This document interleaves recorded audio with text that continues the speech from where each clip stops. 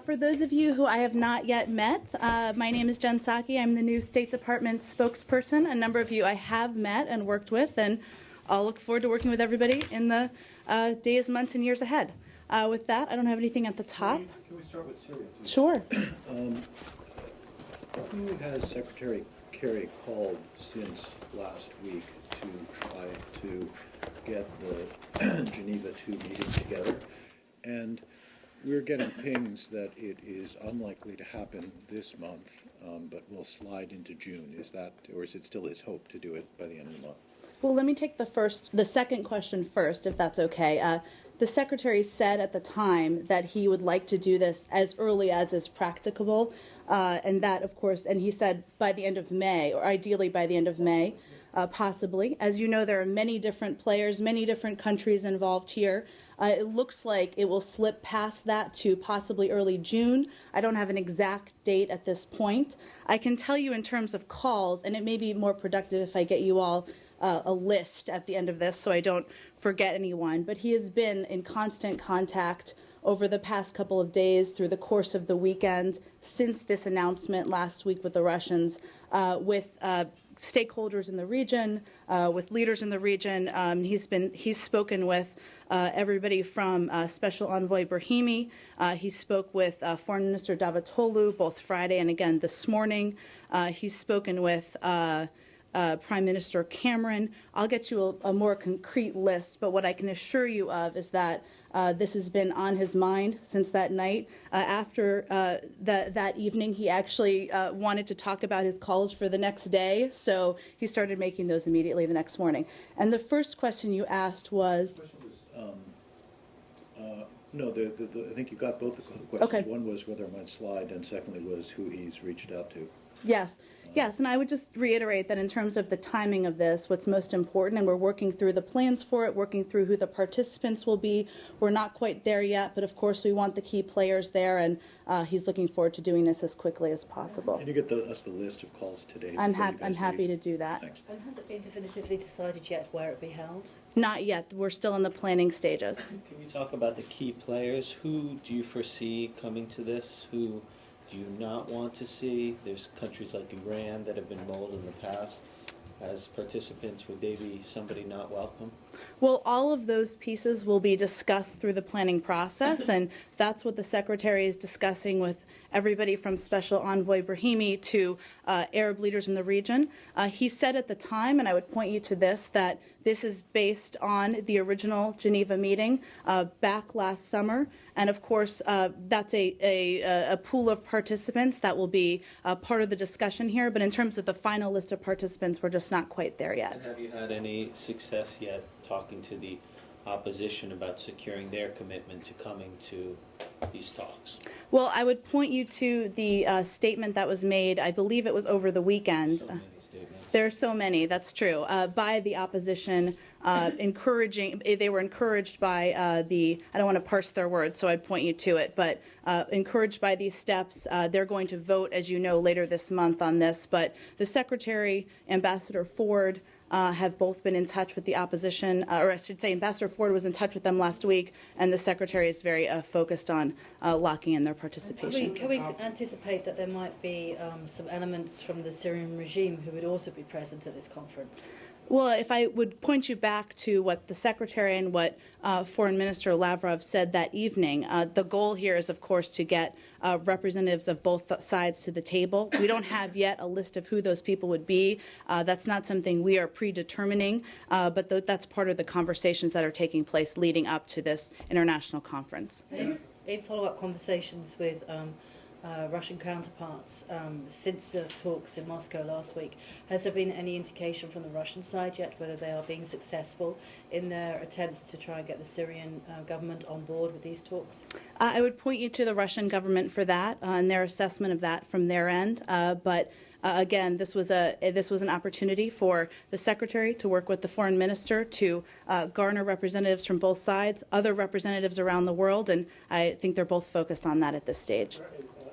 On the flip side of that, do you think that Ambassador Ford made headways in talking with the opposition when he was in Syria last week in terms of attending this conference? Because there is a great deal of resistance on part of the opposition to participate in such a conference. Well, again, I would point you to the statement that they put out over the weekend to indicate that. Mr. Ford, Ambassador Ford, was on a pre-planned trip. As you know, he delivered some aid to the region during that and has had several conversations with them and is certainly working with them on getting their representation to the conference. But as the U.S. is trying to prop up Mr. Idris of the Free Syrian Army, it is safe to assume that he discussed this issue with him. And what was his feeling? Are they going to participate or will they not participate? Because they keep issuing statements that they will not participate.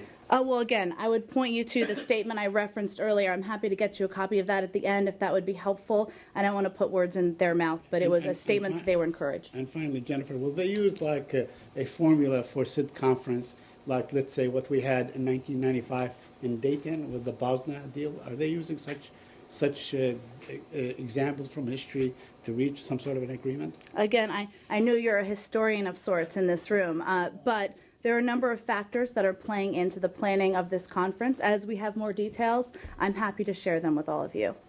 Go ahead in the front. Can you rule out the Iranians participating or being invited? In terms of the participants, that's being discussed now. I can't tell you who will be and who won't be participating at this stage. Do you have any problem if the Iranians attend the meeting? Again, I'm not going to parse that. We're discussing this with the possible participants, with a number of people as we lead up to the planning for the process, for the conference. Is there any way you can give us some more information on the phone call with the Turkish foreign minister this morning? I'm happy to. I'm happy to. Thank you for your question. Well, we put out a statement this weekend. You may have seen from the secretary on the condemning the car bombings that took place in Turkey. He spoke with the foreign minister this morning, expressed his deep condolences to him and to the people of Turkey for this tragedy. They also discussed broadly looking ahead to the conference and plans for that as well. So you have talked to Turkish authorities about this bombing killed about 50 people. The Turkish government already made some claims that they captured the suspects. What's your understanding? Well, we've seen those reports, and again, as you know, Mr. Erdogan will be here later this week meeting with the president. I expect they'll be discussing that and their findings during those meetings. From our end, it is too early at this point to make an assessment. Two questions on Syria. Both Secretary Kerry and President Obama have been talking about putting pressure on the Assad regime. Is there any way you can elaborate what kind of pressure right now on the table?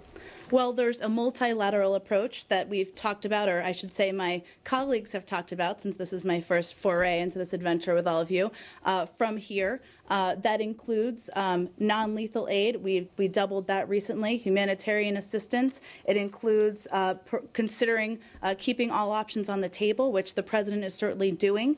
And it includes working with our allies and partners in the region to determine how we can best help the opposition at this stage. So President ruled out the boots on the ground, but you are saying all options on the table? The president did say that. The secretary has said that too, but there are a number of broad options under consideration. I'm not going to outline those from here. All options on the table or all options minus boots? What's that? Well, I don't want to parse the president's words. I've worked in this town long enough not to do that. But again, he's repeatedly said there are a number of options that will be under consideration. The secretary has said that I'm not going to outline those from here. Some options on the table then. There are a number of broad options that are being considered, not going to outline those from here. According to some credible reports, including Washington Post, on the ground, the Assad regime has been gaining some momentum. First question is, are you agree with this assessment? We have seen those reports and have seen continuing progress by the regime in some of those cases. That's one of the reasons why it's so important for us to continue to aid the opposition and provide them with the assistance they need, why it's so important, why the Secretary is so focused on bringing many parties together for this international conference early next month. Again, the most important point here is that Mr. Assad has lost his legitimacy. He can no longer serve this government. He can no longer serve the Syrian people. We remain steadfast in our belief that he has to go, and we're working with the opposition and our allies to make that the case. What I understand. You have a lot of questions Yes, today. and it's not, I didn't know you are coming today. So that means that Secretary Kerry, when he first started his job, he said that he's going to find solutions to change the equation on the ground. But now we are seeing that there are credible reports that the Assad regime is gaining ground.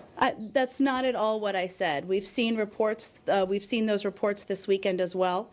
We remain focused on bringing an end to Assad's rule in the country. That's why we have escalated our aid in the past couple of months. In fact, since the Secretary has come into his position, and why he's focused virtually every week. He has a new trip where he has a new conference where he's meeting with allies and determining what we can do next. Yeah, but his question is, how did it get from changing the calculus of Assad by helping the opposition advance on the ground to begging them to come to peace talks or something?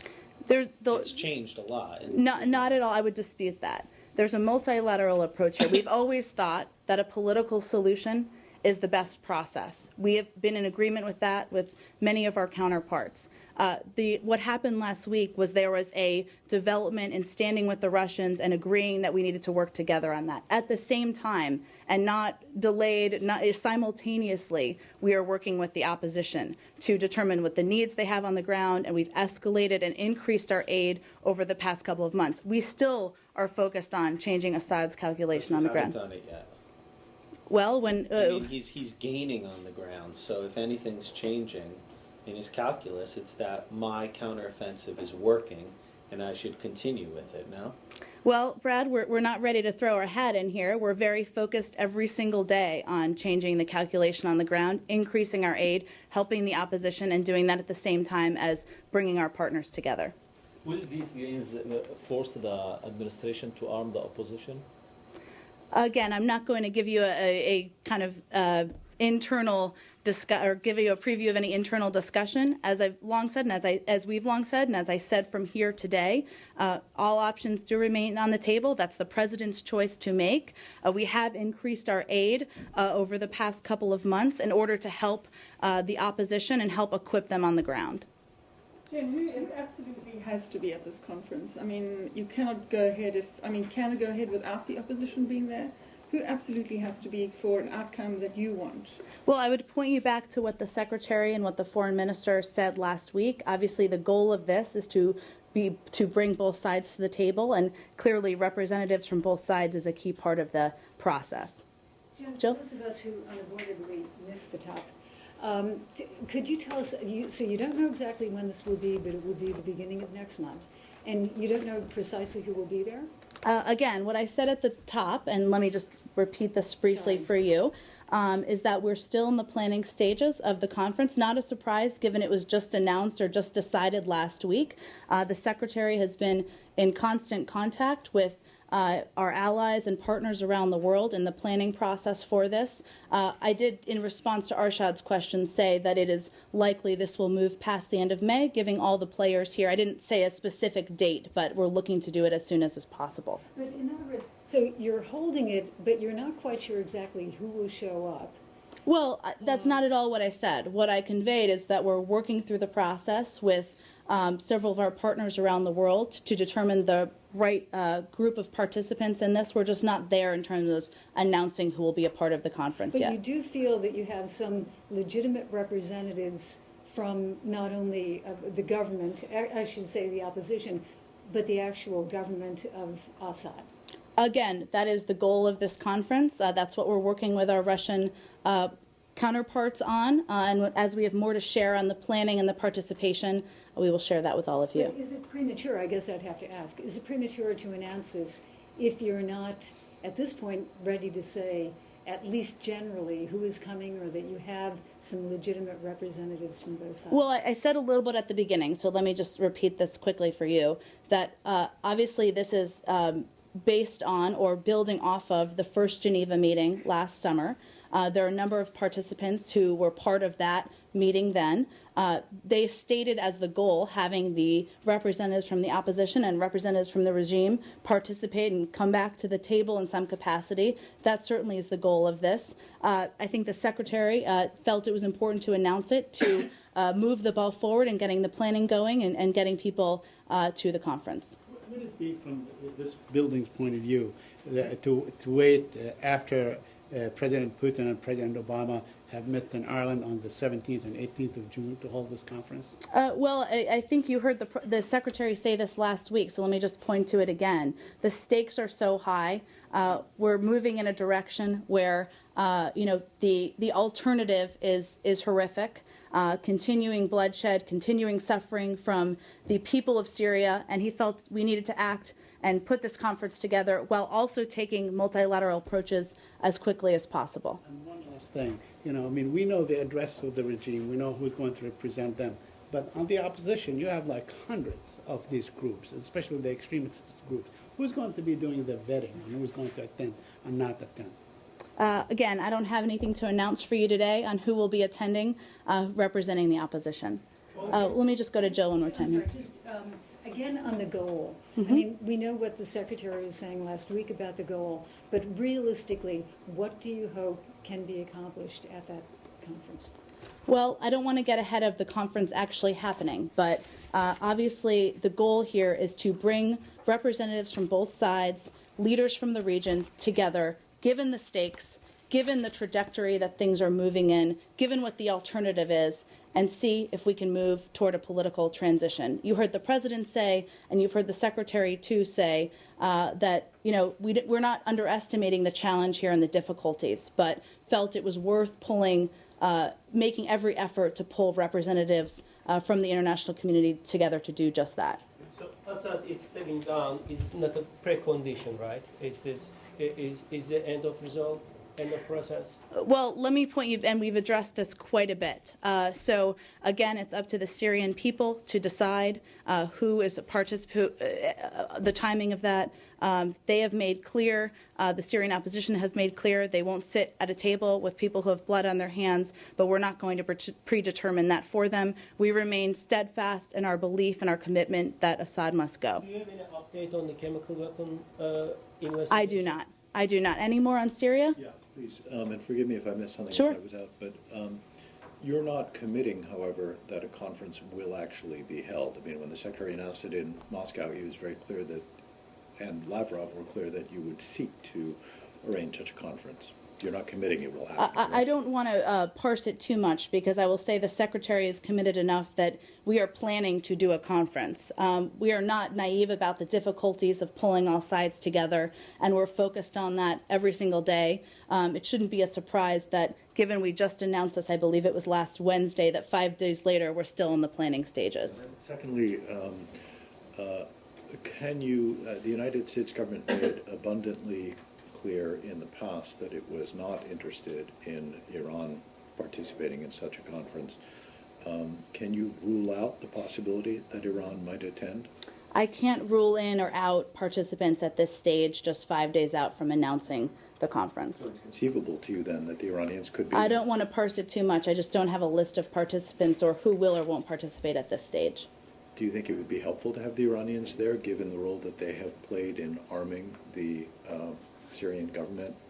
Well, we certainly remain concerned about the role that Iran has played in aiding and helping the Syrian government.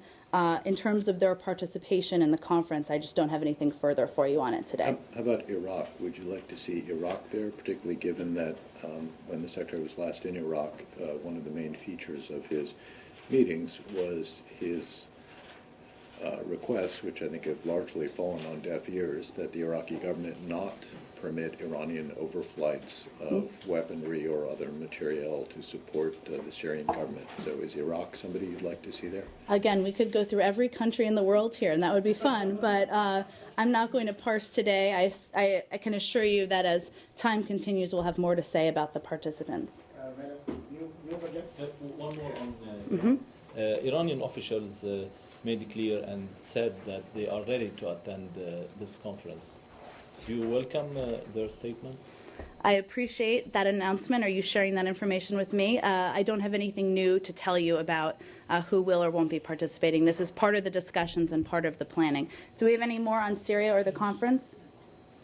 Syria and the conference? Yes, the Secretary said last week we are going to forge ahead very, very directly with all the parties to bring that conference together.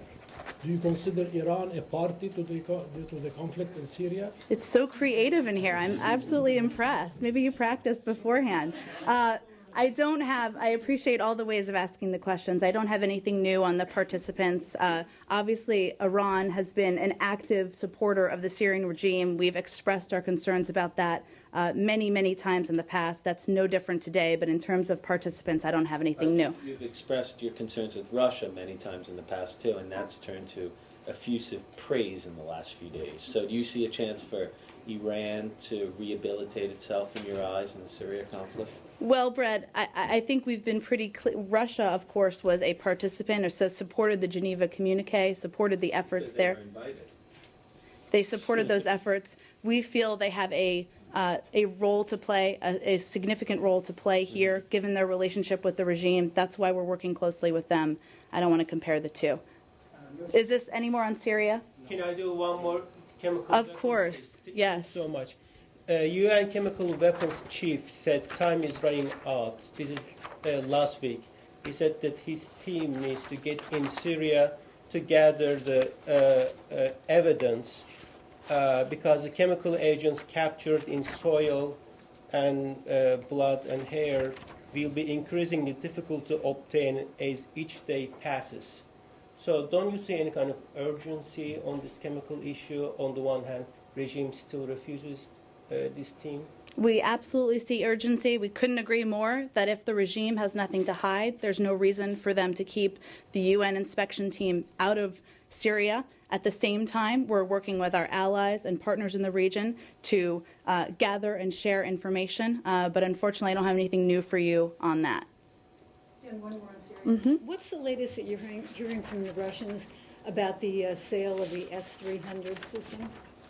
I don't really have anything new to add for you on that today. I mean, I would refer you to them. The Secretary last week expressed our concerns broadly about the Russians selling missiles or any arms to Syria at any point in time, now or 2 years ago. That remains the same, but our focus is on seeing if we can get both sides back to the table. Specifically cite that weapon system, the S-300? I don't believe he has cited that specifically. He was asked this question last week. No. In his private meetings with the Russians, did he specifically cite that weapon system, which has been a subject of U.S.-Russian conversation in the past? Not that I'm aware of. We've consistently expressed our concerns about them aiding the regime. Sorry, Jim, but the Russians did issue a statement saying that they're not selling these weapons to Syria. I would refer you to the Russians again on this. I was making the broad point that we have been concerned and we would be concerned about the Russians providing arms to Syria. Are we moving on beyond Syria here? Can you change the subject? Madam, first of all, congratulations and thank you, Goyal. all the best. It is very rude. My question is on the elections in Pakistan.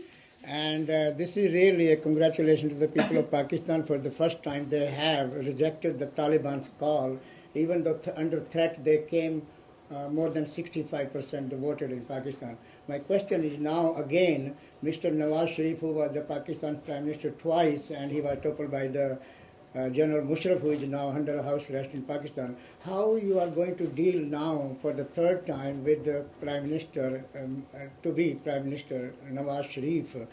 Do you see any changes in the U.S.-Pakistan relations under his regime? And now we have a new Secretary of State, of course, Mr. John Kerry. He knows the area and Pakistan and the region. Thank you. Well, Goyal, I hope you don't mind if I just start off by saying that we respect the choice of the Pakistani people, and the United States looks forward to engaging with the next democratically elected government when it is formed in the coming weeks. And as you know, they have a process of forming the government. And just to touch on one of the points you raised, it is worth noting as well that we are encouraged to see so many Pakistani citizens get involved in the democratic process.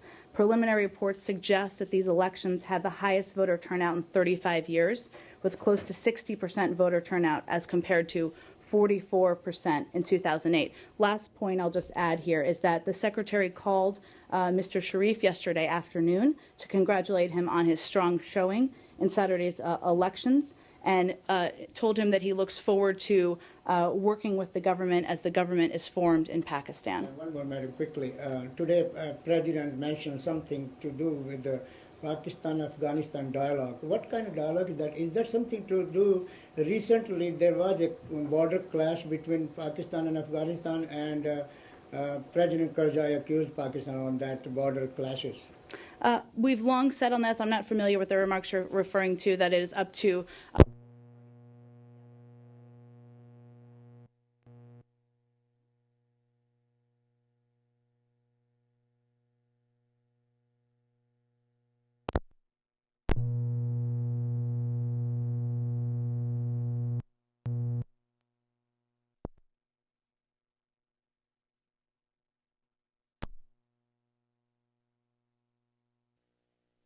stop the strikes. Prosecution for in the conversation, Secretary Kerry.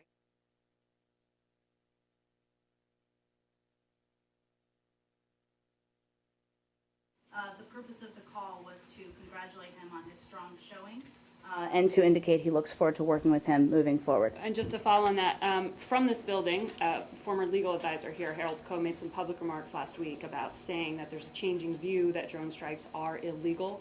Is this part of a conversation he began here? Do you have any comment or response on that? I don't.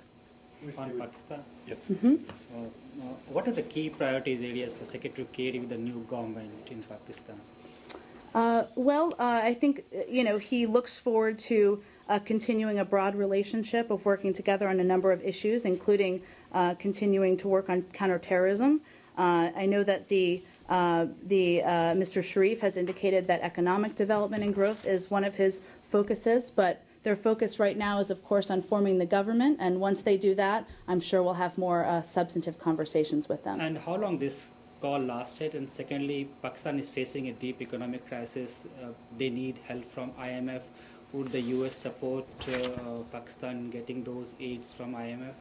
Well, we've been very supportive in the past of much-needed aid to Pakistan. I don't have anything new for you on that today. Joe? It's no secret that the relationship between Pakistan and Washington over the past few years has been a bit of a roller coaster ride. Going back to what Goyal asked earlier, do you think the new government will actually institute a new era of relationships with between Pakistan and the United States? Well, we do look forward to working with the new government of Pakistan, and note that Mr. Sharif has indicated in his public remarks the importance he places on the U.S.-Pakistan relationship.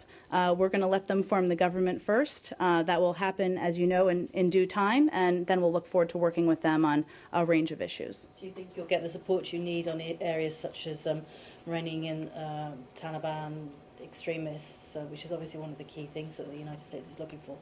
Well, we've had close cooperation with the government in the past on some of these issues. We hope that will continue, but our focus is, of course, on letting them form their government. You would want the counterterrorism partnership that you've had up to now maintained, enhanced, pulled back a bit? How would you like to see it go forward? We always like to enhance our cooperation on important issues like that, Brad. Do you see that as realistic given the comments that Mr. Sharif has made concerning drone strikes and other elements of the U.S.-Pakistani counterterror relationship? We're not going to get ahead of where we are now. He's indicated he wants to work closely with the U.S. We would like to have a positive, productive relationship as well on a number of these issues, so we won't get ahead of their process of forming the government. So if the counterterrorism relationship is not enhanced, you would find that disappointment down? I think that's a hypothetical down the road, but we can talk about it in some time. But does Secretary share the concerns of new incoming Prime Minister Nawaz Sharif on drone strikes? Again, I don't have anything for you on that. Do we have any more on Pakistan? Yeah. One more on Pakistan. Go ahead. Does the Secretary plan to go to Pakistan in the coming weeks?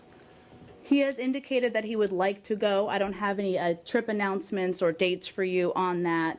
Of course, it would have been a little precarious to go while they were going through the transition as they've been going through in the last couple of weeks. One more on India and Pakistan. I imagine you noticed the comments from Prime Minister Sharif about extending an invitation to the Indian Prime Minister and vice versa. Is that a good sign? Are you pleased by that, that at least in his first comments he seems to be reaching out to the Indians? That is, we have seen those comments. I don't want to analyze it too much, but to say that it is a positive step, and we look forward to working with the new government as it's formed. One more in Pakistan, just regarding the various claims and counterclaims of fraud. Do you take these to be credible? I noticed you didn't mention them earlier. Do you see this as in any way invalidating or somehow putting into question the results and the apparent winner? Well, thank you for your question, Brad. We are aware of some of these reports of procedural irregularities during polling. We urge all parties and their supporters to peacefully address any election disputes in accordance with Pakistan's constitutional and legal processes. I will note, though, that these irregularities were limited to a very small region that was represented by a very small part of the elected body. So you don't see it as somehow casting a pallor over this election result? We encourage them to resolve these issues, but again, we respect and congratulate the people of Pakistan and their election. Madam, what kind of help Mr. Sharif asked Secretary of State, economic help, and also if he asked any other help, immediate help to help his new government? You'd have to ask Mr. Sharif that question. I'm sure you will. But the purpose of the call, as I stated at the beginning, was for the Secretary to congratulate him on his strong showing. More on Pakistan? Yes, Pakistan? Okay. I had raised a question last week and I'm still waiting for the answer, so I'll repeat. State Department hosted a group of human rights activists from Pakistan, India, Sri Lanka, Nepal, etc. And I wanted what was discussed, or any kind of update on it. I have talked to some of them. So your side of the story, please. Yes, I apologize. I don't have anything new for you on that today. I'm happy to check on it, and we'll make sure the appropriate person is fired. Just kidding. That's a joke. In Taiwan, because we were... Just one moment. Is there any more on Pakistan, or we... Okay. Because we were told that the Taiwanese government already contacted the U.S. government regarding their ultimatum to the Philippine government. Wonder, is there any comments from the state? Absolutely, and thank you for your question. We regret the tragic death of a Taiwan fishing boat master during a May 9th confrontation at sea with a Philippine patrol vessel. To answer your question, the United States has been in touch with both the Philippine government and the Taiwan authorities regarding this incident, and we welcome the Philippine government's pledge to conduct a full and transparent investigation into the incident. And so far, the Philippine government hasn't apologized. As we understand that the Taiwanese government become very tough on this issue and send, the Coast Guard and even the military ship. So what's the U.S., position on this? Well, I think I just stated it. We've been in touch with both the Taiwan authorities as well as the Philippine government. We note that the Philippine government has pledged to conduct a full and transparent investigation and to work with the Taiwan authorities to establish what has transpired. Does U.S. worry about escalation when the military present, or you support this kind of action? Well, we continue to urge all parties in any scenario to ensure maritime safety and to refrain from provocative actions. In this case, again, the Philippine government is going to be conducting an investigation, and they will be working with the Taiwan authorities to establish what happened in this case. Who takes the provocative action first? The result is Philippines firing at the boat. So do you think using the bullet or firing on the boat is the right way here to solve the problem? Well, we again regret the tragic death of this Taiwan fishing boat, of this fishing boat master. We're going to let there is an investigation that will be underway, and we'll let that proceed. Against you are calling for this South China Sea conduct. Do you agree that the brutal way to solve the problem? We encourage both sides to refrain from provocative actions. I don't think I have anything further to parse in this case. What is the alleged provocation on the Taiwanese side in this case? I don't, one side shot the other side, right? So if I shoot you, would you want the government to warn both of us? I hope you don't shoot each other. When you are warning both sides, you're giving equivalency. What is the Taiwanese action that you're concerned about? Well, again, the Philippine government is looking into this case.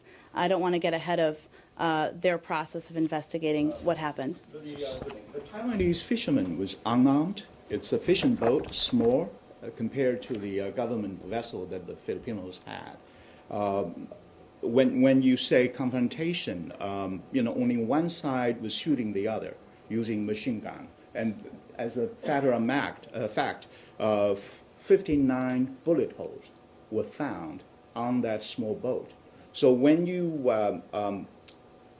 your statement sounds like you were condoning the use of force by one side. I think I said we regret the tragic death of this individual. That's how I started. I want you to comment on the fact that someone opened fire, in the South China Sea. I think as far as I can remember, the standard U.S. policy would call for peaceful resolution of any dispute. But in this particular incident,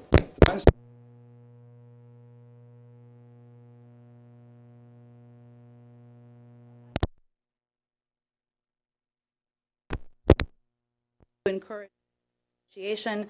We encourage both sides. I wasn't trying to attribute it to one side or the other, just making a broad point to refrain from provocative actions. There'll be an investigation into this case, and we'll follow that closely. Do you condone at all firing of firearms against unarmed civilians? Again, I'm not going to speculate on this specific case. I appreciate all of the questions on it. Regarding the water, last Friday I asked about this. This incident took place in the water both sides claim as their EEZ. What is the U.S. stance on this? Is this water Philippine water or Taiwanese water disputed waters? Hi, sir. What a great job. I know. I just wanted to come down and congratulate Jen on her first, what do we call it? Barrage? Briefing. Adventure. Grilling. I think she's been absolutely spectacular. I don't want to interrupt the flow because I know you have a lot more creative questions. But anyway, congratulations. Thank you, sir. Notice our height is very close here. I want to thank Patrick Ventrell for doing a great job as an interim. Anyway, where is he? Over here. Thank you very, very much. Anyway, back to your work. Goodbye. Conference sliding away. Goodbye. Mr. Secretary. All right. Are we okay? No, in response to that question. Yes, we can. Let's stay in the region. Let's stay in the region. Well, we'll come back to you. Maritime dispute. Yes. So it seems there was another provocative action today with 3 Chinese government ships remaining in waters off the Senkakus or Diaus, as they're called by two different countries. What is the U.S. position on this? It seems to have been yet another incident, and it obviously is not going away. Well, we did see those reports. The United States position on this issue, or broadly on this issue, I should say, is longstanding. We don't take a position on the question of ultimate sovereignty over the islands. We do urge all parties to avoid actions that could raise tensions or result in miscalculations that would undermine peace, security, and economic growth in this vital part of the world. So in this case, the Chinese government was taking an action which could undermine peace? Again, we urge both sides. I'm not going to make an evaluation from here, but we urge both sides not to take provocative actions. I'm not going to define what those are. I think they're pretty clear. Have you been in touch with the authorities in Beijing about this latest incident? Not that I'm aware of, Joe. What is your stance on the water? Back to the question your boss just... Oh, yes, I apologize. I was getting to a really good point there.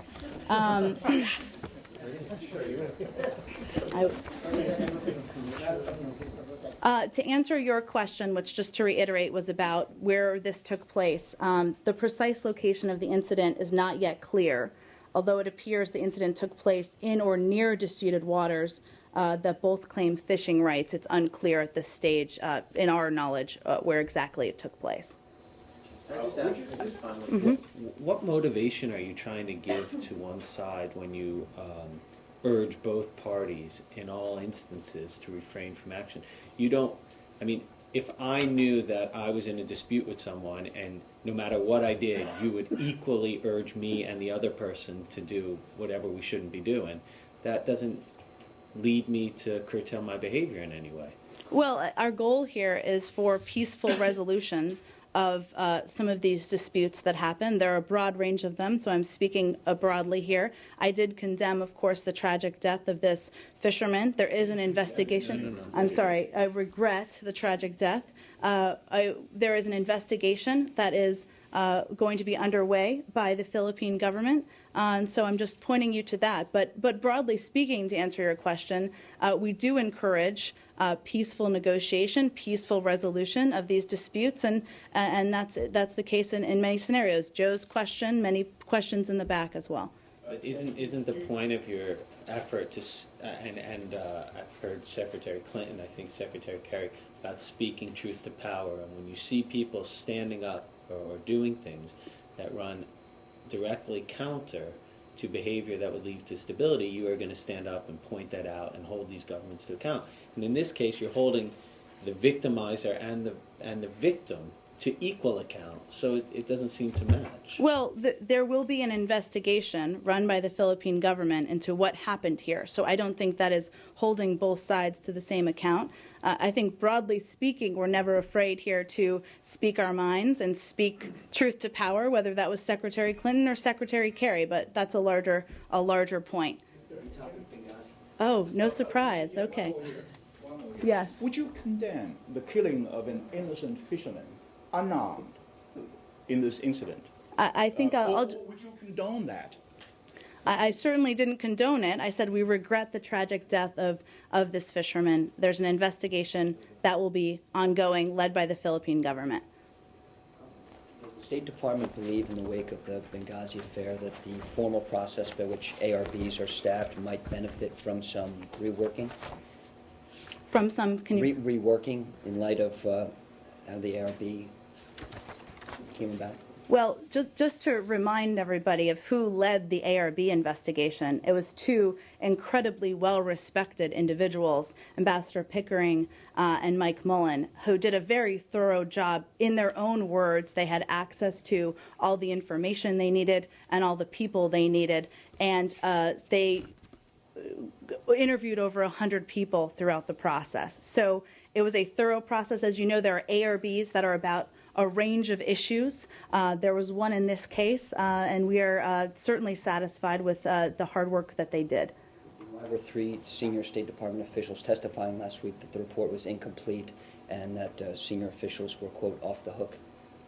Well, again, I think Patrick, my colleague over here, spoke pretty extensively about this. Ambassador Pickering spoke about this weekend, so I would point you to his comments he made this weekend about the thoroughness of the investigation. And who was Victoria Nuland acting at the behest of when she weighed in on the talking points drafting process? She referenced, quote, my building's leadership. Did she mean Beth Jones or Cheryl Mills, or who exactly? Well, let me just take the talking points issue more broadly here. They were developed, and it's worth repeating, I know we've talked about this a lot, or my colleagues have, through an interagency process led by the CIA about how to communicate the best and most current information the administration had at the time. These talking points were finalized by the CIA. They were CIA talking points. There were a number of consistencies that I think people forget to note, so let me just point out 2 of those now. The reference to every single version of the talking points circulated by the CIA had references to the demonstrations and that they were spontaneously inspired, so they were spontaneously inspired. Every single version of the talking points noted that there were indications that extremists had participated in the attack and that the intelligence assessment was based on the best currently available information.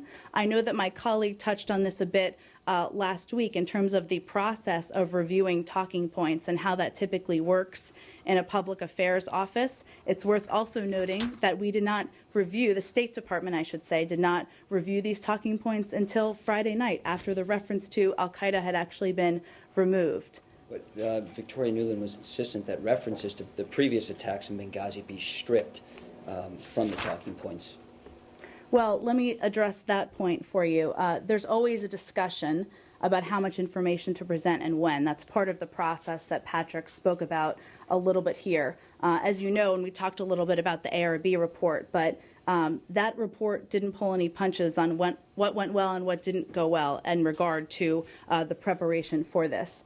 The issue of intelligence about prior threats and the security situation in Benghazi has also been thoroughly examined, and all relevant information has been shared with Congress. I want to point out on this case, and we talked about this a little bit, or I should say my colleague talked about this a little bit on Friday, but there were two specific issues that were raised, two primary concerns that were raised, that the points went further in assigning responsibility than the preliminary assessment suggested, and that there were concerns about preserving the integrity of the investigation, that's one, and that they were inconsistent with the public language the administration has used to date. As you know, historically, from looking at the timeline then, and I referenced this, but let me go back to it. These talking points all consistently said these events were caused by these protests and demonstrations. We knew shortly after, and the president just said this at his press conference, that that wasn't in fact the case. So, you know, we can parse the talking points all we want, but I think what's clear is what was and wasn't in the talking points, what we learned later about it, and where our focus is moving forward.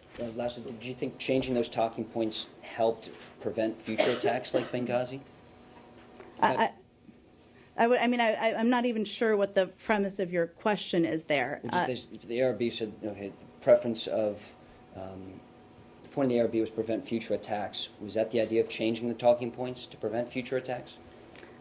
Our focus, the focus of the previous secretary, of the current secretary, of the President of the United States, as you heard him say today, has been finding out what happened, making sure it doesn't happen again, and holding those responsible accountable. I think I parsed through exactly what happened here with the talking points. That's what our focus is on. That's what the ARB was focused on, and that's what the secretary asked for regular updates on. Did the ARB focus on the talking points? I thought it just focused on security.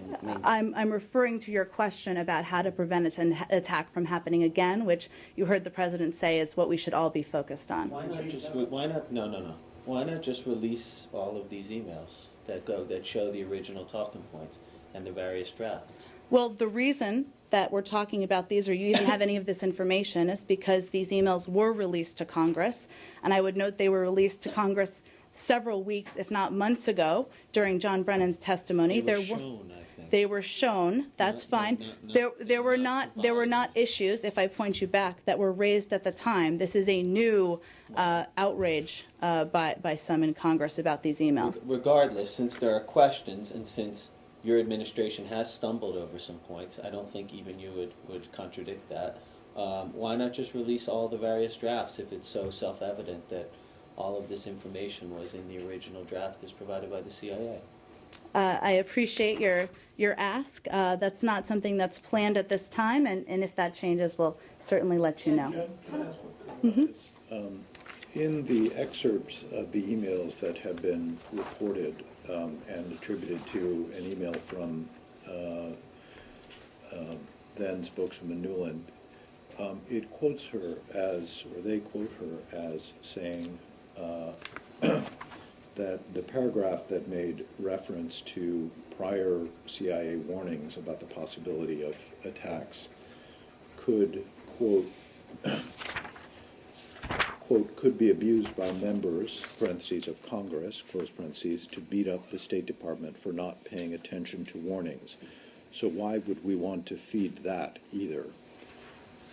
Is the possibility that the State Department might suffer criticism an appropriate basis on which to decide what should be included in an intelligence assessment that is being publicly made available. Well, let me just go back to the issues that were raised here and why they were raised, and this does speak to your question.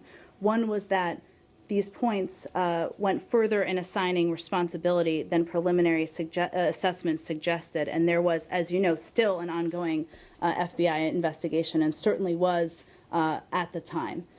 These were points that went further than anyone from the State Department or the administration had gone publicly on these issues. So it was leading to conclude the causes of an event that there still was an ongoing investigation that was going to take place to determine. So two things about that, if I may continue with this. One, the mere fact that something goes further than what has previously been disclosed, why is that an appropriate basis for deciding what should be released? There are lots of times, let's take the example of the letter from the White House to members of Congress 3 weeks ago about the U.S. intelligence community's conclusion that the government likely used chemical weapons in Syria that went beyond what had been publicly stated. So why is that that concern that it goes further than I what think you said you're before, taking a sufficient one reason? piece of what I said, and the important piece of what I said is that there was going to be an investigation that was going to conclude what the events that happened were. That was the piece that raised a concern here. Okay, I'm trying to go through all the issues that you've mentioned in turn. One of them was whether criticism of the department was a sufficient basis. The second one is the one that I just raised, that it went further, which doesn't strike me as intrinsically a persuasive basis for not disclosing things, since the U.S. government routinely will release things that go further than what has previously been said publicly. And the third thing is, according to the reports, including I think a quote from one of the emails, was that the FBI had seen the talking points and had not itself raised concerns that they might prejudice its investigation. So I'd be interested if you could address on the merits each of those three things, whether the potential for criticism, the fact that they simply went further than what had been said publicly before, and at least what has been reported, that the FBI did not raise concerns that this release would, I mean, this is a concern that was raised by the State Department, not the FBI, might prejudice their investigation. So why are those persuasive reasons to have argued for changing the talking points? Well, let me start by just reminding you that these were CIA points. They were CIA edited. They were CIA finalized. So the ultimate result of this was the best estimate at the time of the intel community. These were issues that were raised, and I would refute the notion that it had anything to do with criticism. I mean, if you point to, I know this is separate, but obviously even the ARB itself has endless amounts of criticism for how things were handled, and that's something that we readily embrace and have used in how we implement things moving forward. There were two issues that were raised. There's been some confusion about, from this handpick of cherry-picked emails, kind of who was responsible for what. There were issues that were raised, but again, to go back to the bottom line point here, these were CIA points of the intel assessment at the time. They made the decision about what the final points were going to include. They did include information at the end that we later learned was inaccurate. So they were reviewing just a few days after the attacks what our best assessment was at the time, and it's not uncommon for an interagency process to take place as it relates to broadly to talking points that go to members of Congress. I thought the decision, and maybe I'm mistaken here, so please correct me if I am, I thought the decisions about what would finally go into them were made by the deputies committee. Is that not correct?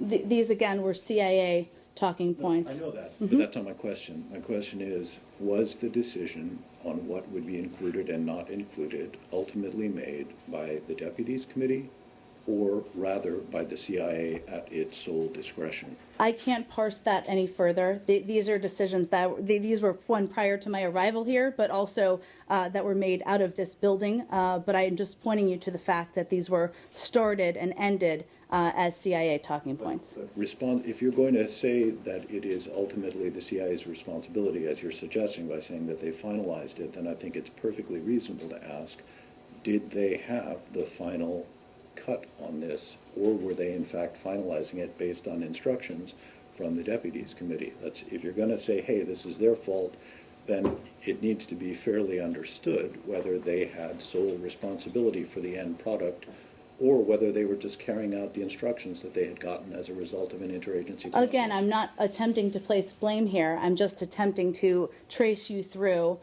what these points were, where they originated, and how they ended. In terms of other questions about what happened in a meeting that I wasn't a part of, that's something you'd have to direct elsewhere. Last thing, you said that you refuted the notion that you were talking, that there was any issue of criticism or the department enduring criticism, but the email that is quoted talks about members, parentheses, of Congress, close parentheses, abusing this to beat up on the department. Is that not addressing the question of criticism of the department? Do you have some other interpretation of the phrase to beat up on? I just want to go back, Arshad, to the point I made earlier, which is what the two broad primary concerns were that were raised, that they were inconsistent with public language, that they were inconsistent with the findings of the preliminary assessments, and that it was, our focus was on preserving the integrity of the investigation.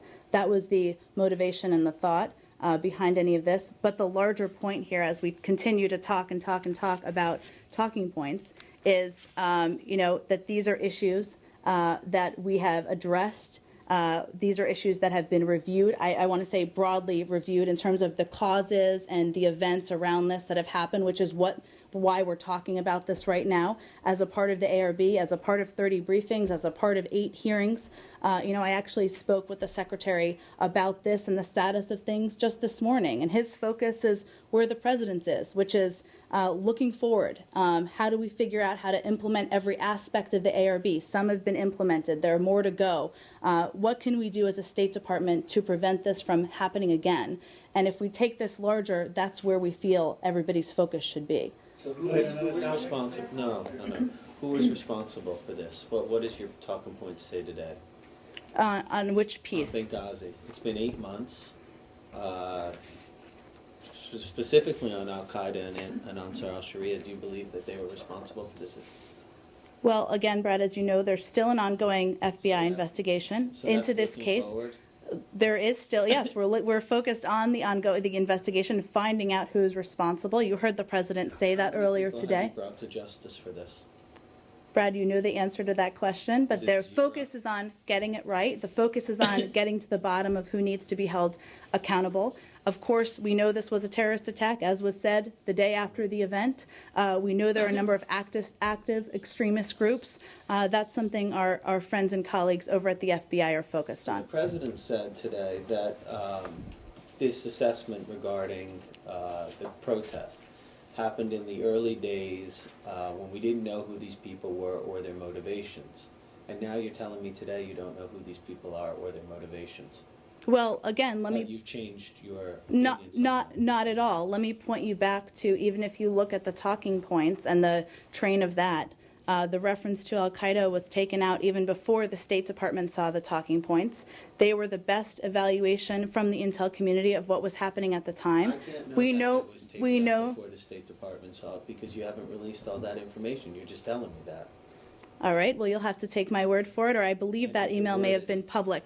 But the larger point here, Brad, is that this is an ongoing investigation. I know that you'd like to see some results of that, as many people would. The President and the Secretary, their counterparts and partners in the intel community are very focused on that. Is there a statute of limitations on this investigation, or does it end in January 22nd, 2016 or something? Brad, I think they're focused solely on getting to the bottom of this and finding out what happened and who to hold accountable. There's no other factors. In the State Department, Secretary Kerry in Rome referenced a report that he's asked for as to whether there should be any disciplinary procedures against staff within the State Department. Could you tell us the status of that report and who is actually preparing it for him? That report was just a reference to an internal summary of the events to date and where things stand As you know, and as I've mentioned a bit as we've been talking about this, he asked for regular updates on ARB implementation. When he came back from the trip, he asked for an update on what had happened during the week prior, since he'd been so busy on the road. But that was more of an internal overview than anything else. So there's no separate report that the Secretary's asked for? There's not a separate report, no, or external report or anything along those lines. So where is the department in carrying out any of the disciplinary procedures that may have been mentioned in the ARB? I don't have any new update for you on that today. But again, the ARB implementation is something he asks about every day. There were 4 people who were cited in the report who have been sidelined within the department. Are they still working for the State Department, or have they actually been dismissed or taken retirement? Or what is their status? I don't have any update on their status. It's been, I believe, the same on administrative leave, but I'm happy to see if there's anything further. I don't think there's anything new for anyone on that today. Can you check that one for us, whether that has changed? I'm happy to check. And then early on in this discussion, you were asked a question about changes, whether you were satisfied with the ARB process and so on. I think it was Admiral Mullen, although it might have been former Undersecretary Pickering, who said from the podium that one of the questions that they raised at the end of the process was whether the standard within the statutory language setting out how ARBs are to be carried out was adequate with regard to disciplinary matters. And I'm probably going to get the language wrong here, but I think that the standard is something like reckless disregard or reckless something of their responsibilities, reckless disregard of their responsibilities. Don't hold me to that. And the question was whether that was the right standard and whether maybe a lower standard should be adopted for the possibility of disciplining people found to have not done their jobs properly within the reason of a difficult world under an ARB.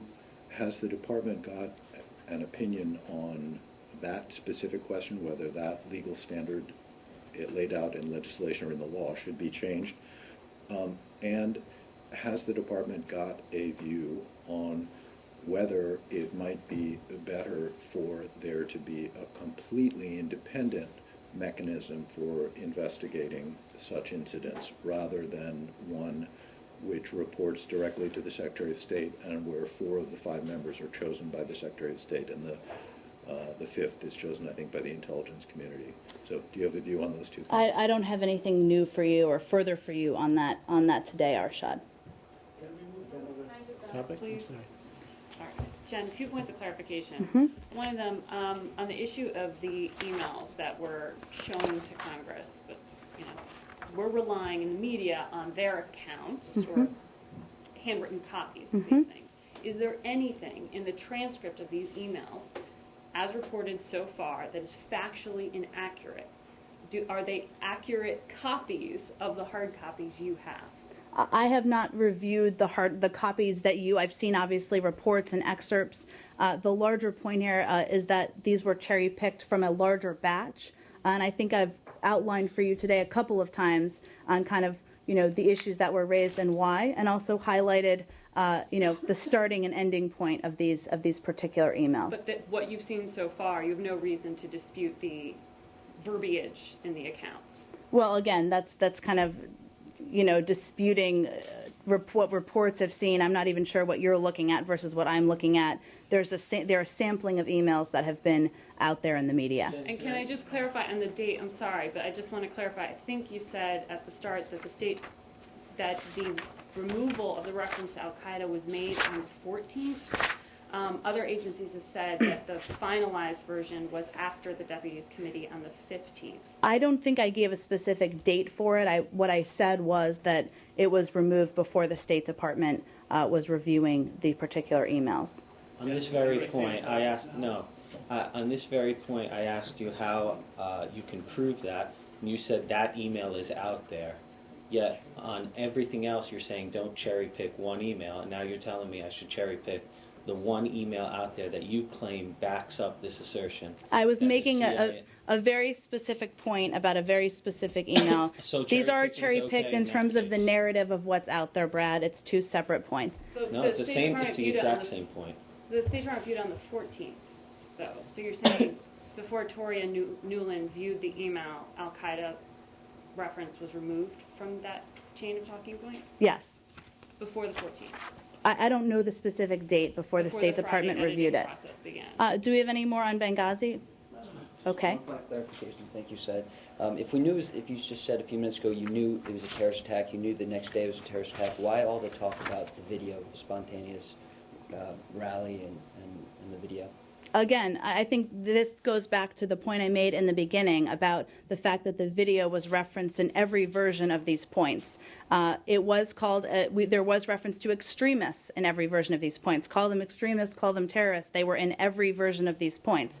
As we know historically from looking back, the administration came out, talked about the video, and talked about the causes after the course of these emails. We talked about the video a lot, though, before you got to that point. Again, these were CIA talking points. These were the intel assessment at the time.